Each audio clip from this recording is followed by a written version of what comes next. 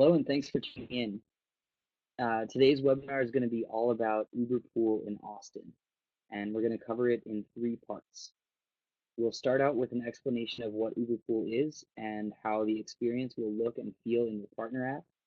Then we'll talk a bit about the differences in rider and driver expectations between uberPOOL and UberX. And at the end, we'll talk through some frequently asked questions that tend to come up in conversations with partners about the product. So jumping right in, what is uberPOOL?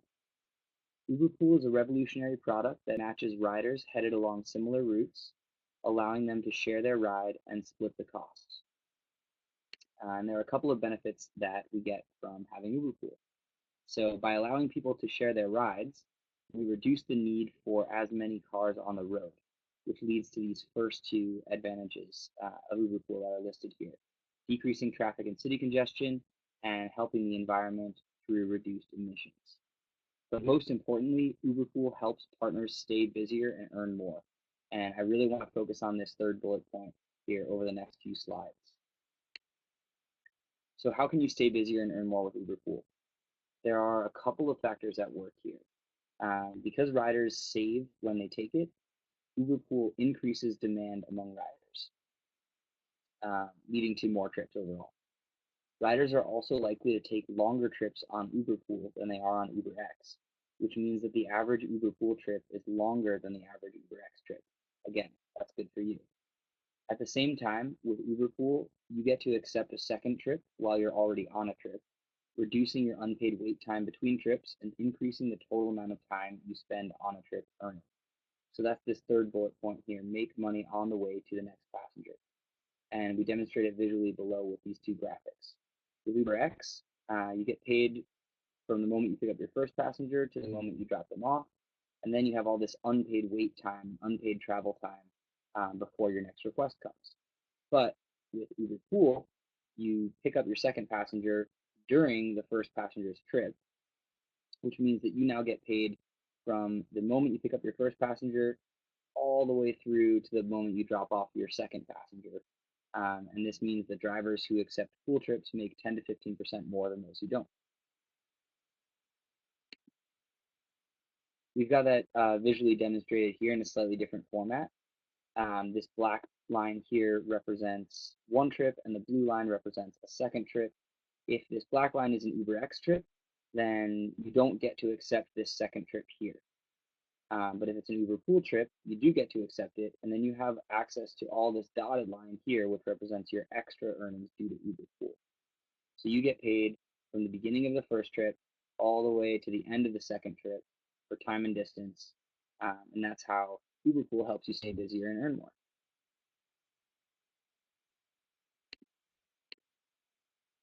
So what does this look like on a trip? What is your app experience going to feel like when you get an uberPOOL request? Well, with one rider, your app experience is going to feel just like a normal UberX trip. You'll get a ride request just like you normally see one, tap to accept it, receive navigation instructions to the rider's pickup point, start the trip, and then when you get to their destination, slide the red button to complete the trip. Same as usual.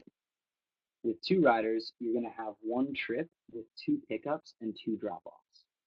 If you're ever confused, just follow the directions in the app. There are a ton of prompts, which you'll see in a second, that tell you exactly what to do next at every step along the trip. So let's look at that. Step one, just go online like you normally would. Accept your first ride request by tapping in the middle of the circle as it beeps. Start navigating to pick up your first rider. And then at any point after you've accepted the first trip, be when you're on your way to the rider's pickup point, it could be when you're waiting for the rider to come out and get in the vehicle, or even once the rider has already gotten in your vehicle and you've started the trip, you may get one of these uberPOOL notifications. So it looks slightly different from the initial request, but it tells you that a second rider has been found, and you can tap in anywhere in this circle here to accept the second request. You continue along to drop off or to pick up your first rider. And once you've confirmed their name and their destination and they're in your vehicle, go ahead and slide the green button to start the first rider's trip. Then you'll see a notification that tells you who to pick up next. So in this case, we're picking up Ben next. Tap OK, and you'll get navigation instructions to pick up the second rider. Again, confirm the rider's name and their destination, then slide the green button to start their trip once the second rider's in the car. And right after that, you're going to see a notification that tells you who to drop off first. Very important, this could be either the first or the second rider. It's all based on whose destination is closer, not on who got into your vehicle first. In this case, we do happen to be dropping off the rider that got into the vehicle first. That's John Mark, so we'll go ahead and tap OK. And because they've already entered their destination, you'll just receive navigation instructions to uh, that rider's drop-off point. Then go ahead and slide the red button to complete the trip once that rider is outside of the vehicle. And we'll get another notification telling us who to drop off second. Again, this could be either the first rider or the second rider. It's totally based on their destinations. Tap OK. Navigate to the second rider's destination and slide the red button again to complete the trip when they have exited your vehicle. With uberPOOL, you rate each rider separately and each rider rates you separately. This happens at the end of each trip, so right after you slide the red button to complete their trip, and then the total fare is calculated after the second drop off and will display to you in the app. So that's what a sample trip looks like. Now I'm going to talk a bit about the differences in rider and driver expectations on uberPOOL versus UberX because they are different products. This here is a screenshot of what riders see when they go to request uberPOOL. This toggle here shows them two separate prices.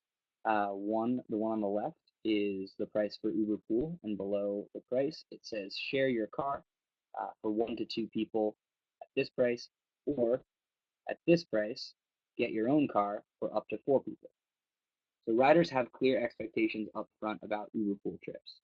They opt in to take uberPOOL and share their car as opposed to choosing other products. They know that only 2 riders are allowed for pickup, and they know that drivers will only wait 2 minutes at each pickup location. This is a lower wait time than what we typically recommend for UberX, that number being 5 minutes.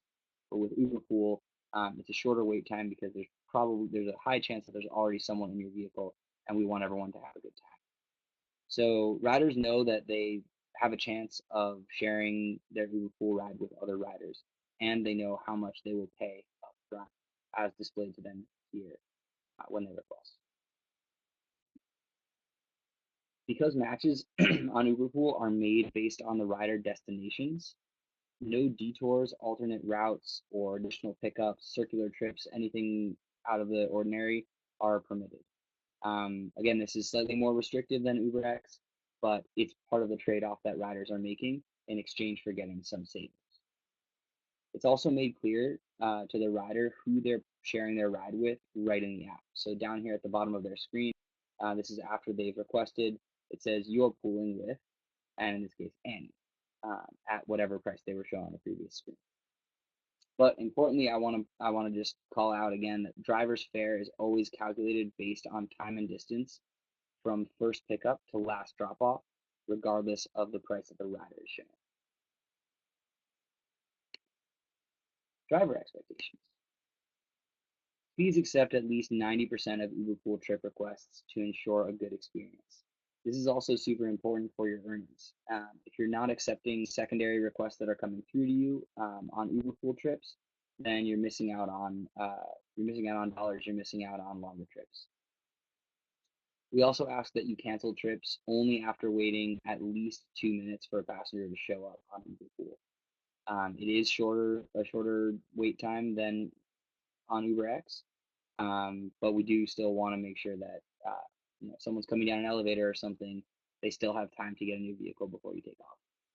Last but not least, we ask that you just be patient and respectful as riders get used to the uberPOOL system. As with any new product, there are always going to be some kinks to work out in the beginning, and we just want to make sure that everyone's having the best experience possible. Cancellations. Cancellations on uberPOOL are slightly different from the cancellation fee logic that you might be used to on UberX. I'm going to walk you through two different scenarios, one when the rider cancels and one when the rider's a no-show and you have to cancel. On uberPOOL, when a rider cancels, in most cases, a $2 cancellation fee is going to be applied. If your trip has already been matched, just follow the in-app instructions to pick up the next rider. You'll see a prompt that says, next thing, go and pick up Ben, or whatever it may be. When the rider's not at the pickup location and you have to cancel, we suggest that you wait 1 minute, then call the rider. If you can't get a hold of them and you wait another minute and they still haven't shown up, go ahead and cancel the trip. Continue to drop off the next rider, and a $5 cancellation fee will be applied when that first rider is a no-show after 2 minutes. So when the rider cancels, it's a $2 cancellation fee. When you cancel because the rider's a no-show, it's a $5 cancellation. uberPOOL coverage. This purple area here is the uberPOOL coverage area in Austin. What that means is that riders can only request uberPOOL when they're in the coverage area, but their destinations can be outside the coverage area. And as a driver, you can receive an uberPOOL request when you're out inside or outside the coverage area. So if you're over here on the east side, just outside the purple, and a rider's right here, you very well may get that request. The one thing I'll mention, which isn't shown here, is that uberPOOL is also available at the airport, which is down here, but not in any of the spots between the airport and here. So riders can request in the purple area, or when they're at their airport, you can receive uberPOOL requests when you're anywhere. FAQs.